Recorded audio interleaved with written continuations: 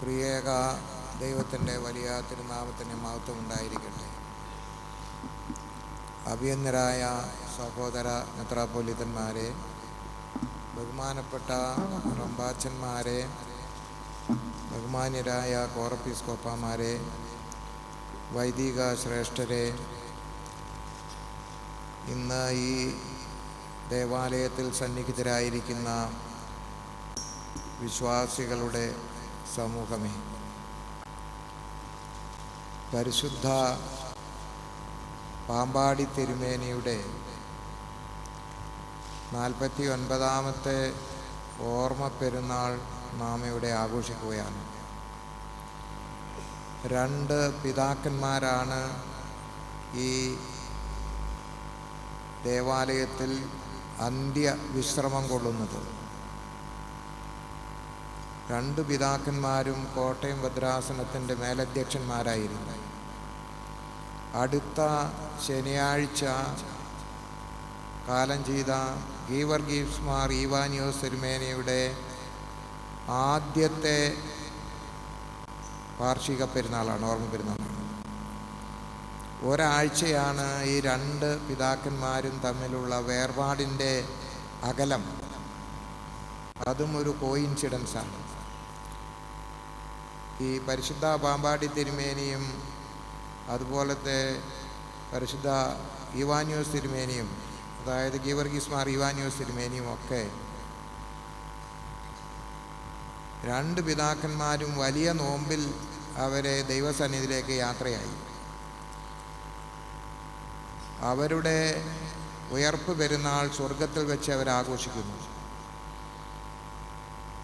പരിശുദ്ധ പാമ്പാടി തിരുമേനി 49 വർഷമായി ഉയർത്തെഴുന്നേറ്റ ക്രിസ്തുവിനോടൊപ്പം സ്വർഗത്തിൽ വളരെ സമാധാനത്തോടെ സന്തോഷത്തോടെ വിഹരിക്കുകയാണ്. എനിക്ക് തോന്നുന്നത് പാമ്പാടി തിരുമേനി ഏറ്റവും കൂടുതൽ ഇപ്പോൾ ചെയ്തുകൊണ്ടിരിക്കുന്നത് നമുക്കൊക്കെ വേണ്ടി പ്രാർത്ഥിക്കുകയാണ്, നമ്മുടെ സഭയ്ക്ക് വേണ്ടി പ്രാർത്ഥിക്കുകയാണ്. അതുപോലെ നമ്മുടെ സഭ നേരിടുന്ന ഓരോ കാര്യങ്ങൾക്ക് വേണ്ടി പ്രാർത്ഥിക്കുകയാണ്. അദ്ദേഹത്തിന് അവിടെ ഭക്ഷണം കഴിക്കാനോ ഉറങ്ങാനോ അല്ലെങ്കിൽ ലോകത്തിലെ നാം സാധാരണ ഒരു മനുഷ്യ ജീവിതത്തിന് ആവശ്യമുള്ള കാര്യങ്ങൾ ഒരുക്കി അല്ലെങ്കിൽ അത് ചേർത്ത് നിർത്താനൊന്നും ആവശ്യമില്ല. ആകെ ചെയ്യുന്നത് 2 കാര്യങ്ങളായിരിക്കും. ഒന്ന്, നമുക്ക് വേണ്ടി നിരന്തരം പ്രാർത്ഥിക്കുകയാണ്, സഭയ്ക്ക് വേണ്ടി പ്രാർത്ഥിക്കുകയാണ്. മറ്റൊന്ന്, ഉയർത്തെഴുന്നേറ്റ യേശു ക്രിസ്തുവിനോടൊപ്പം ക്രിസ്തുവിനെയും പിതാവാം ദൈവത്തെയും വാഴ്ത്തി പുകഴ്ത്തി സ്തുതിക്കുകയാണ്. അതൊരു വിധത്തിൽ പറഞ്ഞാൽ ഒരു ആരാധനയാണ്.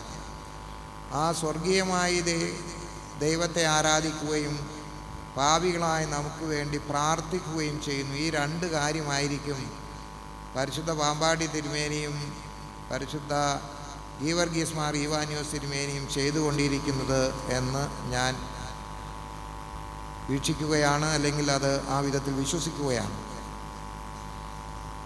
ഒരു 50-75 വർഷങ്ങൾക്ക് മുമ്പ്, അല്ലെങ്കിൽ ഒരു പാമ്പാടി തിരുമേനി റംബാനായിരുന്ന കാലത്താണ്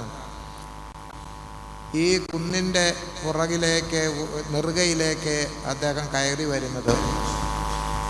റോഡില്ല, യാത്രാ സൗകര്യമില്ല, മനുഷ്യരില്ല.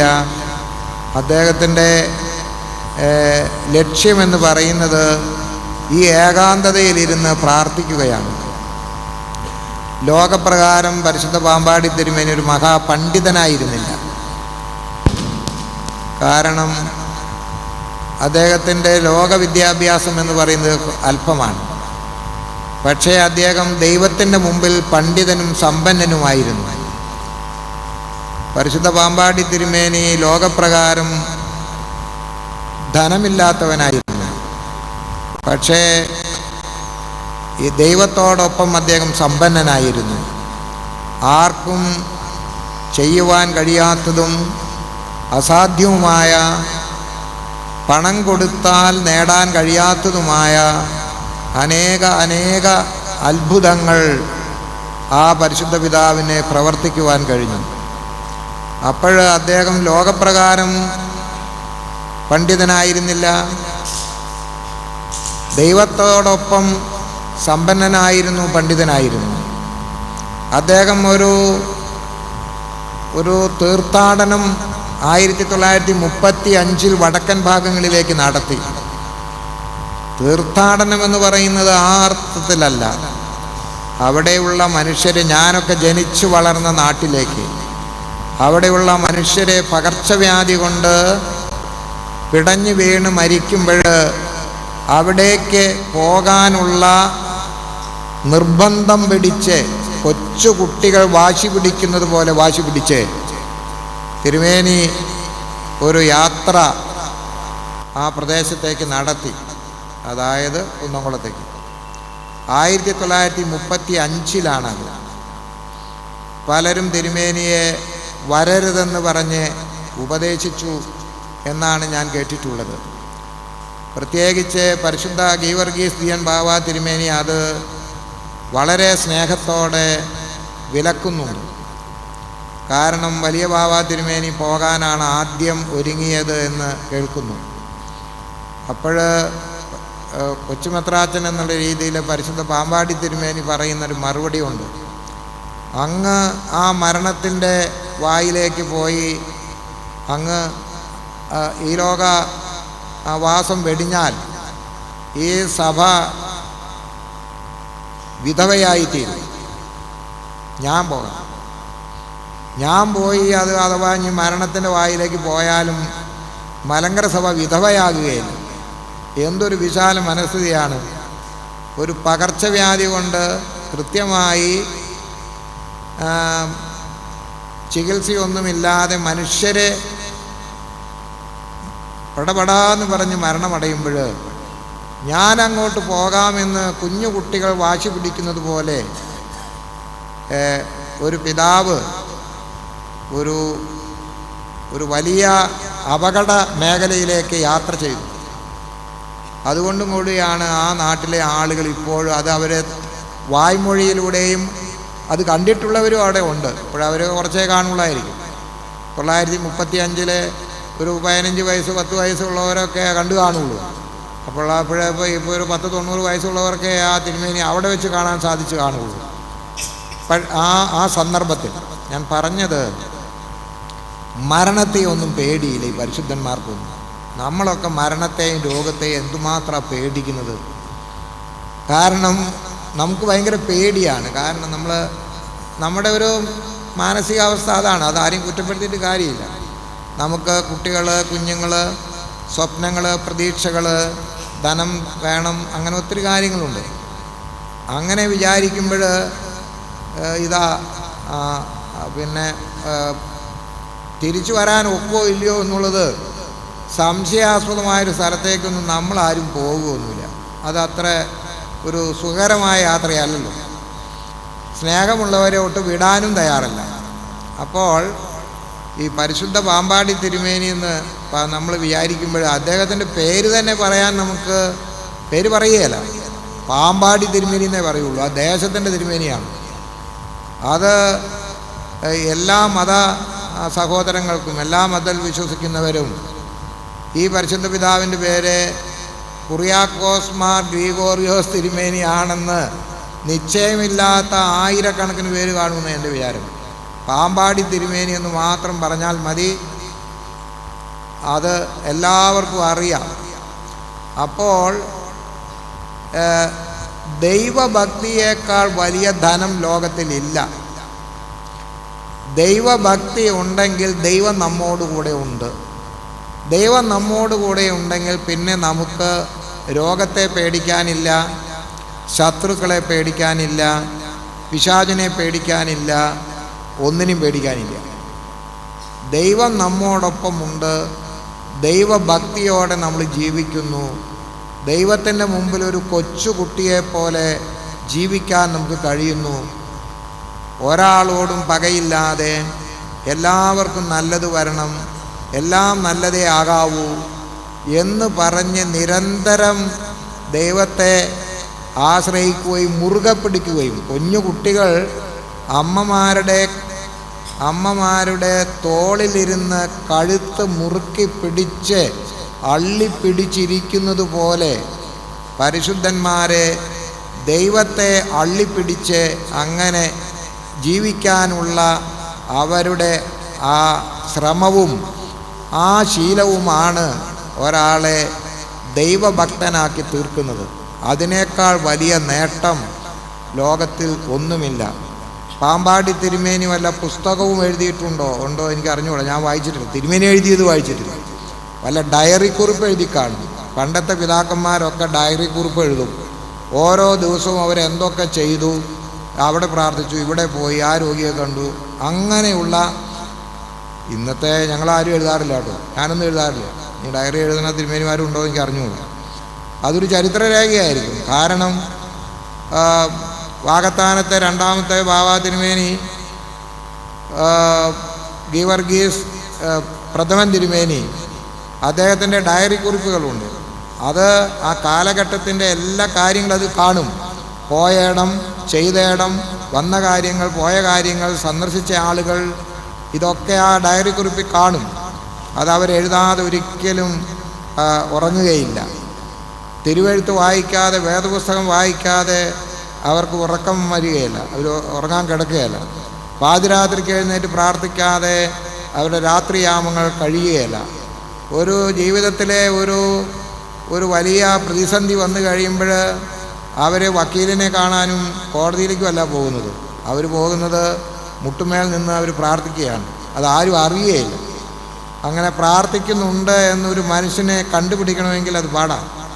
കാരണം അവരുടെ പ്രാർത്ഥന രഹസ്യമായിരിക്കും, അവരുടെ ജീവിതത്തിൻ്റെ പല കാര്യങ്ങളും രഹസ്യമായിരിക്കും. അവർ ദാനധർമ്മം ചെയ്യുന്നത് അറിയുകയില്ല.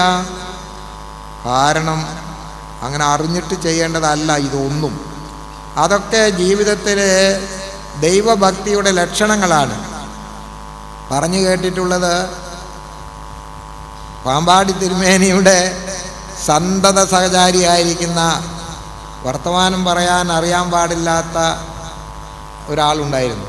അദ്ദേഹത്തിൻ്റെ പേരെനിക്കറിഞ്ഞുകൂടാ, പൊട്ടൻ എന്നാണ് വിളിക്കുന്നത്. തിരുമേനി വരുന്നവർക്ക് വാരി കൊടുക്കുമ്പോൾ പൊട്ടൻ ചിലപ്പോൾ കണ്ണുരുട്ടി നോക്കി ചില ആംഗ്യ വിക്ഷേപങ്ങളിലൂടെ അതിനെ തടയാൻ നോക്കും. പക്ഷേ തടഞ്ഞാലൊന്നും അത് നടക്കാൻ പോകുന്നില്ല. ഒരു നേരത്തെ അരി അവിടെ ഉണ്ടെങ്കിൽ അത് എടുത്തു കൊടുക്കാൻ പറയും. അപ്പോൾ പൊട്ടൻ അവിടെ കിടന്ന് ബഹളം ഉണ്ടാക്കും, ശബ്ദമൊക്കെ ഉണ്ടാക്കും. അത് പൊട്ടനെ ബുദ്ധിമുട്ട്. തിരുമേനിക്ക് വെച്ച് കൊടുക്കേണ്ട ഭക്ഷണം ആർക്കെങ്കിലും വാരി കൊടുക്കുമ്പോൾ ഉണ്ടാകുന്ന വിമിഷ്ടമാണ്. ഞാൻ പറഞ്ഞത് അങ്ങനെയുള്ള വിചാരങ്ങൾ ജീവിതത്തിലെ കാത്തു സൂക്ഷിക്കുന്നവരാണ് പരിശുദ്ധന്മാർ. പരിശുദ്ധ പാമ്പാടി തിരുമേനിയൊക്കെ അങ്ങനെയാണ്. ഇപ്പോൾ 50 വർഷമായി. തിരുമേനിയൊക്കെ പരിശുദ്ധനായിട്ട് പ്രഖ്യാപിക്കേണ്ട സമയം അതിക്രമിച്ചു കഴിഞ്ഞു എന്നാണ് എൻ്റെ വിചാരം. കാരണം ഈ അങ്ങനെ ജീവിക്കുകയും അങ്ങനെ ജീവിച്ചു എന്ന് തലമുറ അറിയുകയും ആ പരിശുദ്ധൻ്റെ മധ്യസ്ഥത അപേക്ഷിച്ച് വരുന്നവർക്ക് അനുഭവങ്ങൾ ഉണ്ടാവുകയും ചെയ്യുമ്പോൾ അതത്ര ചെറിയ കാര്യമൊന്നുമല്ല. അത് പ്രിയപ്പെട്ടവരെ, അതുകൊണ്ടാണ് നമ്മൾ ഈ പാമ്പാടി ദയറായിലേക്ക് വിശ്വാസികൾ കടന്ന് വരുന്നത്. നമ്മുടെ സഭയെ സംബന്ധിച്ചിടത്തോളം ഒരാളെ പരിശുദ്ധനായിട്ട് പ്രഖ്യാപിക്കുന്നത് സത്യം പറഞ്ഞ വിശ്വാസികളാണ്. അവരുടെ മനസ്സിൽ പരിശുദ്ധനായിട്ട് പ്രതിഷ്ഠിക്കപ്പെട്ടാൽ പിന്നെ പരിശുദ്ധ സഭ അത് പരിശുദ്ധനായിട്ട് പിന്നെ കാണുള്ളൂ. പരിശുദ്ധ പരിമളത്തിന്മേണ്ട കാര്യവും അങ്ങനെയൊക്കെ തന്നെയാണെന്ന് ഞാൻ മനസ്സിലാക്കുന്നത്. കാരണം അല്ലാതെ പ്രത്യേകിച്ച് എല്ലാവരും വളഞ്ഞ് ഇരുന്ന് കൂടി അതൊക്കെ അതിൻ്റെ ആ ഒരു കൽപ്പന ഇറക്കുന്നതൊക്കെ അതിൻ്റെ ഔപചാരികത എന്ന് മാത്രമേ ഉള്ളൂ. വിശ്വാസികൾ അവരുടെ അനുഭവങ്ങളിലൂടെ ദൈവഭക്തിയുള്ളവരെ തിരിച്ചറിയും. എനിക്ക് നിങ്ങളോടൊരു കാര്യം പറയാനുള്ളത്, ദൈവഭക്തിയുള്ള ആളുകളുടെ എണ്ണം കുറഞ്ഞു വരുന്നു എന്നുള്ളതാണ്. നമുക്കറിയാൻ വയ്യ, വല്ലവരുമൊക്കെ ഉണ്ടോ നിശ്ചയമില്ല. ഈ മിസ്രൈമിലേക്ക് ബാധ വരുത്തിയപ്പോഴേ എല്ലാവരെയും കൂടിയാണ് ശിക്ഷിച്ചത് തമ്പുരാൻ.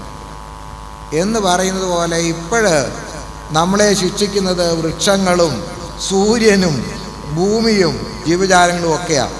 അതിനർത്ഥം എല്ലാവരെയും എല്ലാവരെയും ദൈവസന്നിധിയിലേക്ക് തല ഉയർത്തി ഒന്ന് നോക്കുവാൻ വേണ്ടിയുള്ള സൂചനകളാണ്. ഇന്നലത്തെയൊക്കെ ചൂടെന്ന് പറയുന്നത് 40 ഡിഗ്രിയാണെന്നാണ് പറയുന്നത്. എല്ലാവരും ഷൂ എന്ന് പറഞ്ഞിട്ടാണ് എല്ലാവരും നടക്കുന്നതും ഇരിക്കുന്നതും ഒക്കെ. സർക്കാർ പറഞ്ഞു 12 മണി മുതൽ 3 മണി വരെ ആരും വെയിലത്ത് ഇറങ്ങരുത്, കാരണം ചത്തുപോകും, ആർക്കും വെള്ളം കുടിക്കാൻ കിട്ടാനില്ല. അപ്പോൾ വെള്ളം കുടിക്കാൻ കിട്ടാനില്ല, സുഖകരമായി ജീവിക്കേണ്ട കാലാവസ്ഥ ചുട്ടുപഴുത്ത് മീൻ ചുട്ടെടുത്തതുപോലെയുള്ള നിലയിൽ മനുഷ്യനാകുകയാണ്. ഇതൊക്കെ ഒരു തരം ബാധയാണ് എൻ്റെ വിചാരം. കാരണം നമ്മൾ ഇപ്പോൾ കൂട്ടത്തോടെയാണ് ദൈവത്തിന് വിരോധമായിട്ട് ഇറങ്ങുന്നത്. അങ്ങനെ ദൈവത്തിന് വിരോധമായി കൂട്ടത്തോടെ പ്രവർത്തിക്കാൻ തുടങ്ങുമ്പോൾ അതേ നാണയത്തിൽ തന്നെ നമുക്കും പണി തരുന്നു എന്നുള്ളതാണ് എനിക്ക് തോന്നുന്നത്. ഈ സമയത്ത് നമ്മളൊന്ന് നമ്മുടെ ഉള്ളിലേക്കൊന്ന് നോക്കാനുള്ള സമയമായി. പാമ്പാടി തിരുമേനി പ്രാർത്ഥിക്കുന്നത്, എൻ്റെ ഒരു വിചാരം, തമ്പുരാനെ ഞങ്ങളുടെ കേരളത്തിലെ ജനങ്ങളെ നീ ശിക്ഷിക്കരുതേ എന്ന് പറഞ്ഞ് പ്രാർത്ഥിക്കുന്നുണ്ടാകും. ലോത്ത് സോദോമിലും ഗോമോറായിലും ചെന്ന് അതിനെ ശിക്ഷിക്കാനുള്ള ഒരു തീരുമാനം എടുക്കുമ്പോൾ, അബ്രഹാം എടുക്കുമ്പോൾ, അയ്യോ അവരെ ചെയ്യരുത്, 50 പേര് നിൻ്റെ നാട്ടിലെ ഭക്തന്മാരുണ്ടെങ്കിൽ ഞാൻ ഈ നാടിനെ ശിക്ഷിക്കയില്ല എന്ന് പറഞ്ഞു. അങ്ങനെ പറഞ്ഞ് ദേഷ്യം വരും. അതുപോലെ പറയുന്നു. 40 ആയാലോ 40 മതി, 35 35 മതി, 30 30 മതി. തല ചൊറിഞ്ഞ് 10 വരെ പറഞ്ഞു. എവിടെ 10 ഒന്നും കിട്ടിയില്ല. അവസാനം ഈ ലോത്തിൻ്റെയും കുടുംബം മാത്രമേ രക്ഷപ്പെട്ടുള്ളൂ. എന്നിട്ടോ ആ സോദോമും ഗോമോറായും ആകെ ചുട്ട് എരിച്ച് നാശമാക്കി. ഞാൻ പറയുന്നത്, ഇപ്പോഴ് ദൈവം നമ്മളോട് ഇങ്ങനെയൊക്കെ കരുണയില്ലാതെ പെരുമാറുന്നുണ്ടോ? നമ്മൾ പറയും യേശുക്രിസ്തു സ്നേഹമുള്ള ആളാണ്, നമുക്ക് എന്ത് തോന്നിയാസം ചെയ്യാം, നമുക്ക് എന്ത് ചെയ്താലും ഒരു കുഴപ്പമില്ല, അതൊക്കെ തമ്പുരാൻ ക്ഷമിച്ചോളും, ഞങ്ങൾ കള്ളേ കുടിക്കത്തുള്ളൂ, ഞങ്ങൾ പിന്നെ അഴിമതിയെ ചെയ്യുകയുള്ളൂ, ഞങ്ങൾ കുട്ടികളെയും സ്ത്രീകളെയും പീഡിപ്പിക്കും, ഞങ്ങൾ മണൽ വാരും, ഞങ്ങൾ വൃക്ഷം വെട്ടിവെക്കും, ഞങ്ങൾ സിമൻറ്റ് കൂടാരം ഇങ്ങനെ ദിവസവും പണിത് കൂട്ടും, അങ്ങനെ കുറേ ഞങ്ങളത് ചെയ്യും ഇത് ചെയ്യും എന്ന് പറയുമ്പോൾ കൂട്ടത്തോടെ മിസ്രൈമിലുണ്ടായ ബാധ പോലെ 1 2 3 4 എന്ന് പറഞ്ഞ് തിരിച്ച് നമുക്കും തമ്പുരാൻ പണി തരും. ആ പണി തരുന്നത് അതുപോലെയാണ് എനിക്ക് തോന്നുന്നത്. അങ്ങനെ ചെയ്യില്ല എന്നാണ് നമ്മുടെയൊക്കെ ഒരു വെപ്പ്. പക്ഷേ ചെയ്തു തുടങ്ങി. നമുക്ക് പുറത്തോട്ടൊന്നും ഇറങ്ങാൻ മേല. എന്തായിരിക്കും സ്ഥിതി? വീടില്ലാത്തവരും അതുപോലെ വെയിലിൽ പോയി ജോലി ചെയ്യുന്നവരും മേൽക്കൂരയില്ലാത്തവരും ഒക്കെ എന്തായിരിക്കും? ഇപ്പോഴേ 40 ഡിഗ്രി ചൂടാണെങ്കിൽ ഇനിയും കിടക്കുന്നേ ഉള്ളൂ 2 മാസം കൂടെ. എന്തായിരിക്കും നമ്മുടെ സ്ഥിതിവിശേഷമെന്ന് നമുക്കിപ്പോൾ പ്രവചിക്കാൻ പറ്റുകയില്ല. ഇങ്ങനെയുള്ള സമയങ്ങളിലൊക്കെ നമ്മൾ വിചാരിക്കേണ്ടത്, ദൈവമേ, ഞങ്ങളുടെ ഉള്ളിലേക്കൊന്ന് നോക്കുവാൻ ഞങ്ങൾ ആഗ്രഹിക്കുന്നു. ഞങ്ങൾ കുറേ അബദ്ധങ്ങളും അതുപോലെ കുറേ ദോഷങ്ങളും കുറ്റങ്ങളും ഒക്കെ ചെയ്തിട്ടുണ്ട്. ഞങ്ങളുടെ നാടിനെ നീ ശിക്ഷിക്കല്ലേ. പണ്ട് ഈ മഴയില്ലാതെ വരുമ്പോഴും പകർച്ചവ്യാധി വരുമ്പോഴും ഒക്കെ പ്രത്യേക പ്രാർത്ഥനകൾ അച്ഛനും കപ്പ്യാരും ഒന്നും ഇല്ലെങ്കിലും ജനങ്ങൾ അതുപോലുള്ള പ്രാർത്ഥനകൾ തെരുവുകളിലൂടെ ചൊല്ലിപ്പോകുന്നത് ഞാൻ ഒരു 10 വയസ്സിലൊക്കെ കണ്ടിട്ടുണ്ട്. ഇപ്പോഴങ്ങനെയൊന്നും കാണാനില്ല. പള്ളിയിലൊക്കെ പ്രാർത്ഥിക്കുന്നുണ്ടായിരിക്കാം. അങ്ങനെയൊന്നും ഇപ്പോൾ ആരും ഒന്നും ചെയ്യുന്നൊന്നുമില്ല. ഇപ്പോൾ 40 ഡിഗ്രി ചൂടൊന്നും അന്നില്ല. എന്നാലും മഴ പെയ്യേണ്ട ഒരു കാലം വന്ന് മഴ പെയ്തില്ലെങ്കിൽ ഇടവപ്പാതി മഴ പെയ്തില്ലെങ്കിൽ പ്രാർത്ഥന തുടങ്ങും. ഇതിപ്പോൾ ആ പ്രാർത്ഥിക്കുന്ന കാര്യവും അത്ര ഗൗരവമായിട്ടൊന്നും നമ്മൾ കാണുന്നില്ല. ഇപ്പോൾ ഒരു കുപ്പി വെള്ളത്തിന് എത്ര 20 രൂപയോ 25 രൂപയോ? അത് ഒരാൾക്ക് കുടിക്കാനേ ഉള്ളൂ. അതുപോലെയുള്ള ഭൂമിക്കകത്തും വെള്ളമില്ല, ഒന്നുമില്ല. ഇതുപോലെ നമ്മളാകുമ്പോൾ എന്തു ചെയ്യണം? നമ്മുടെ ഉള്ളിലേക്ക് നമ്മൾ നോക്കണം. അല്ലാതെ നമ്മൾ ഈ ഭൂമിയോടും പ്രകൃതിയോടും അതുപോലെ ജീവജാലങ്ങളോടും ഒക്കെ ക്രൂരമായി പ്രവർത്തിച്ചാൽ ദൈവം നമ്മളോട് ക്രൂരമായി ചിലപ്പോൾ പ്രവർത്തിക്കും എന്നുള്ളതിൻ്റെ ഒരു അടയാളം കാണുന്നു. പ്രിയമുള്ളവരെ, ഞാൻ എൻ്റെ വാക്കുകൾ ചുരുക്കുന്നു. പരിശുദ്ധ പാമ്പാടി തിരുമേനി ഇപ്പം നമുക്ക് വേണ്ടി പ്രാർത്ഥിക്കുന്നത് നമുക്കൊരു അനുതാപം കൊടുക്കണേ, ദൈവത്തിലേക്ക് തിരിയാൻ ഈ മനുഷ്യർക്കൊരു ബോധം കൊടുക്കണേ എന്ന് തന്നെ ആയിരിക്കുമെന്ന് ഞാൻ വിചാരിക്കട്ടെ. അങ്ങനെ ആ പരിശുദ്ധ പിതാവിൻ്റെ 49ാമത്തെ ഓർമ്മ പെരുന്നാൾ നമ്മൾ നടത്തുന്നു. നമുക്കത് മുഖാന്തരമായിട്ട് ദൈവത്തിൻ്റെ കൃപ ലഭിക്കും, ലഭിക്കാതിരിക്കുകയില്ല. ദൈവം കരുണയുള്ളവനാണ്.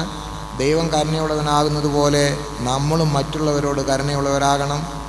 ദൈവം നമുക്ക് ദാനം തരുന്നത് പോലെ നമ്മളും ദാനം ചെയ്യാൻ യാതൊരു മടിയുമില്ലാത്തവരാകണം.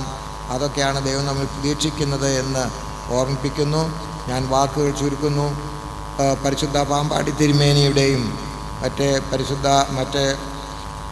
മാത്യൂസ് പാറേട്ടന്മാർ ഈവാന്യൂസ് തിരുമേനിയുടെയും ഒക്കെ മധ്യസ്ഥത നമുക്ക് കോട്ടയായിരിക്കട്ടെ എന്ന് പ്രാർത്ഥിച്ചുകൊണ്ട് ഞാൻ എൻ്റെ വാക്കുകളിലൂടെ ഉപസംഹരിക്കുന്നു.